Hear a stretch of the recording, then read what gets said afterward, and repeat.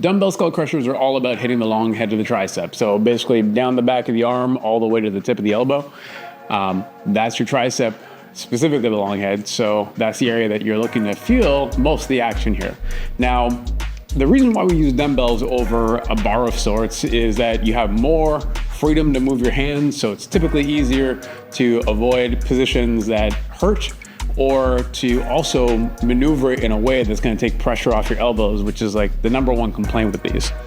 So when you're setting this up, what you want to do is end up with the bells essentially over the shoulders, and they can start a little bit behind you. And ideally you're going to keep somewhat of a palm spacing position, and then we're going to bend the elbows, taking the dumbbells a little bit behind us, and if possible past the head.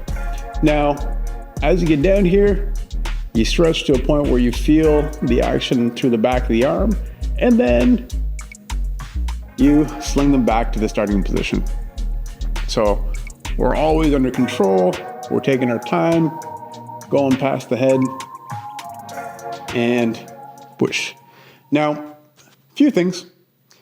Something that can help, especially with dumbbells, is if we turn the bells a little bit. So you take the head of the dumbbell slightly away from you. So we're turning the hands out or palms towards you, kind of like a reverse curl. What happens is the head of the dumbbell gives you some clearance if you want to keep the hands closer to the head. So it allows you to get a little bit more work through the tricep, and at the same time, some freedom of movement that might feel better and feel like you have more control or connection to working through the tricep. The other part is the further back that we go, the more stretch we're going to get through the tricep. So we do want to reach back slightly as we let those bells come down and then sling it back to the start position. Now, the more we allow that to sling backwards, it turns into a little bit more of a pullover. And for somebody who has really cranky elbows, this could be a game changer, because you can allow a little bit of momentum to happen and it takes away the pressure at the elbow.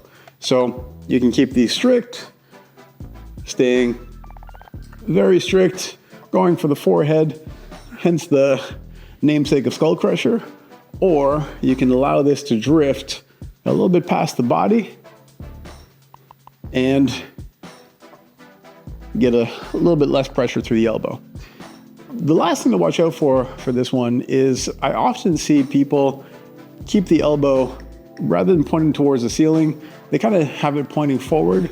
So we end up doing something like this, which does get you some action in the tricep, but it's just not as effective. And at the same time, it's also quite uncomfortable and maybe hard on the shoulder, especially as this gets heavy.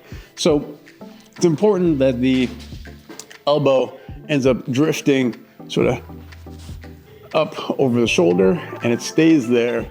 So the whole time you're never allowing that elbow to travel forward. It's only going to stay either pointing towards the ceiling or it's going to drift a little bit backwards. And that's going to get you the most possible work in the right areas.